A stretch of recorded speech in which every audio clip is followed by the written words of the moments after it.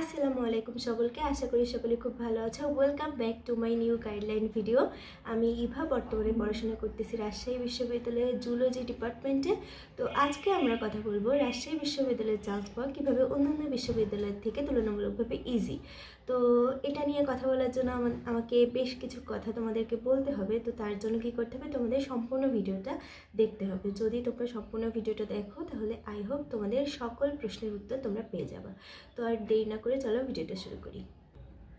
রাজশাহী বিশ্ববিদ্যালয়ে কিন্তু নিজস্ব কোশ্চেন প্যাটার্ন অলওয়েজ ফলো করে, অর্থাৎ যে টপিক থেকে প্রতি বছর কোশ্চেন আসে সেই টপিকগুলো যদি তুমি ভালোভাবে পড়তে পারো তাহলে কিন্তু অনেকগুলো কোশ্চেন দেখা যায় যে তুমি কমন পেয়ে যেতে পারো। তার জন্য কী করতে হবে, কোশ্চেন অ্যানালাইসিস করতে হবে যে কোন কোন টপিক থেকে আমার কোশ্চেন বেশি আসে আর কোন টপিক থেকে কখনোই আসে না।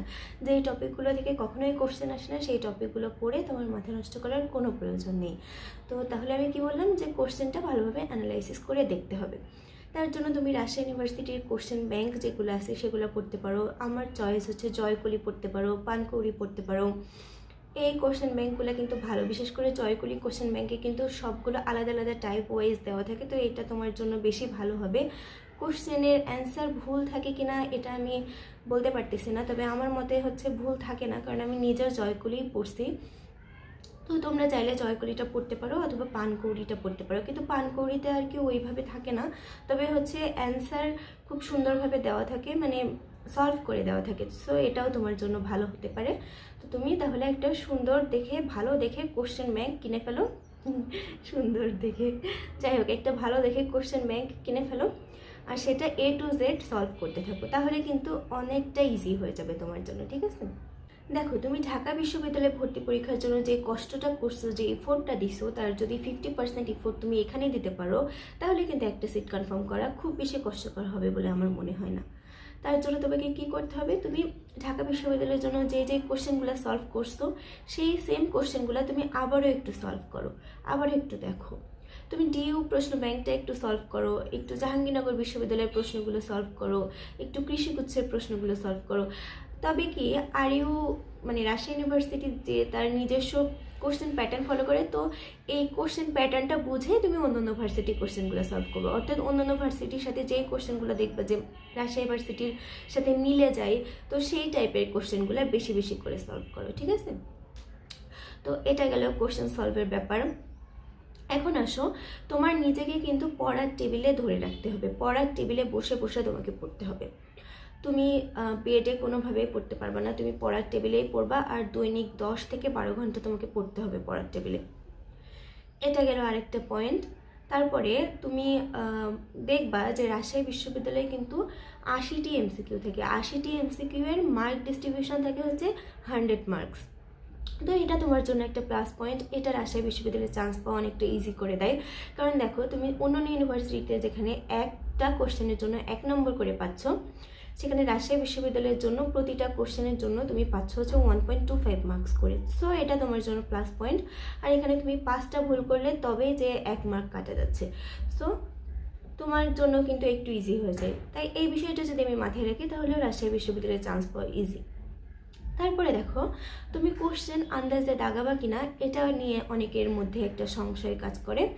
তো এরকম যদি হয় যে তুমি একটা কোশ্চেন নিছো, সেটার 50-50 চান্স আছে, মানে তুমি 4টা অপশনের মধ্যে 2টা অপশন বাদ দিয়ে দিলা, যে 2টা অপশন কখনোই হতে পারে না, বাকি 2টা অপশনের মধ্যে তোমার কনফিউশন হচ্ছে যে এটা হবে নাকি এটা হবে। তখন তুমি তোমার যেটা মনে হবে যে বেশি হতে পারে তো সেটাই তুমি দাগাই দিয়ে আসবা, তাহলে ভুল গেলেও দেখা যাবে যে খুব বেশি মার্কস, মানে যেহেতু 5টার জন্য 1 মার্ক করে কাটা যাবে, সো ভুল গেলেও সেখানে প্যারা থাকবে না। কিন্তু যদি তুমি না জানো, একেবারে তোমার আইডিয়াই না থাকে যে কোনটা হবে, তাহলে আন্দাজে ঢিল মারার কোনো প্রয়োজন নেই, এক্ষেত্রে ভুল হইলে তখন তোমারই খারাপ লাগবে। এটা গেল আরেকটা পয়েন্ট। তারপরে আসো পরীক্ষার হলে কোশ্চেন ভালোভাবে পড়া। কোশ্চেনটা যদি তুমি ভালোভাবে না পড়ো, না পড়ে অ্যান্সার করো, তাহলে কিন্তু খুব প্রবলেম হয়ে যাবে। আমার সময় দেখা গিয়েছিল যে ঢাকা ভার্সিটির পরীক্ষায় আমি কোশ্চেন না পড়েই ঠিকমতো না পড়ে অ্যান্সার করে দিয়েছিলাম, তার জন্য আমার অনেকগুলো ভুল যায়। তো এই ভুলটা করা যাবে না, কোশ্চেনটা ভালোভাবে পড়তে হবে। তারপরে আসো যে আমার কোশ্চেনের যে সিরিয়াল দেওয়া থাকে 1 2 3 4 5, তো এইটা ভালোভাবে খেয়াল করবা যে সিরিয়ালটা ঠিকমতো দেওয়া আছে কিনা। জানি এটা একটা মেজর ভুল যদি সিরিয়ালটা ভুলভাবে দেওয়া থাকে, তারপরেও একটু খেয়াল করবা। তারপরে আসো পরীক্ষার হলে কিন্তু একদমই প্যানিকড হওয়া যাবে না। পরীক্ষার হলে যদি তুমি টেনশন করো, প্যানিকড হয়ে যাও, তাহলে দেখা যাবে যে মাথা ব্যথা করবে, তোমার নার্ভাস ফিল হবে, তুমি জানা কোশ্চেনের অ্যান্সারও ভুল করবা। তো এইগুলা করা যাবে না, এইগুলা খুবই সেন্সিটিভ বিষয়। তার জন্য কি মাথা সবসময় ঠান্ডা রাখতে হবে, তোমার মনে সবসময় এই আত্মবিশ্বাসটা রাখতে হবে যে তুমিও পারবা, তোমার দ্বারা হবে, আর কোশ্চেন সবসময় ইজি আসবে। যদি কঠিন এসেও যায় তাও তুমি সেটাকে মনে করবে যে না, কোশ্চেন ইজি আসছে, আমি পারবো ইনশাল্লাহ। তাহলেই দেখবা তোমার কনফিডেন্স লেভেল বেড়ে যাবে, তুমি পারবে। তো এই ছিল আজকের ভিডিওর মূল কথা, যে রাজশাহী বিশ্ববিদ্যালয়ে চান্স পাওয়া তুলনামূলকভাবে ইজি, কিন্তু তার জন্য তোমাকে একটু ট্রিকি উপায়ে পড়তে হবে। তোমাকে একেবারে সম্পূর্ণ বই না বুঝে আন্দাজে পড়া যাবে না, তোমাকে বুঝে বুঝে পড়তে হবে। তুমি দাগানো লাইন পড়বা, তুমি কোশ্চেন সলভ করবা, তুমি অনুশীলনী লাস্টের যে এমসিকিউগুলো আছে সেগুলো পড়বা। রাজশাহী বিশ্ববিদ্যালয়ে কিন্তু অনুশীলনী লাস্টের এমসিকিউগুলো খুব ফলো করে, ওইগুলো দিয়ে দেয়, অনেক সময় 1-2টা দিয়ে দেয়।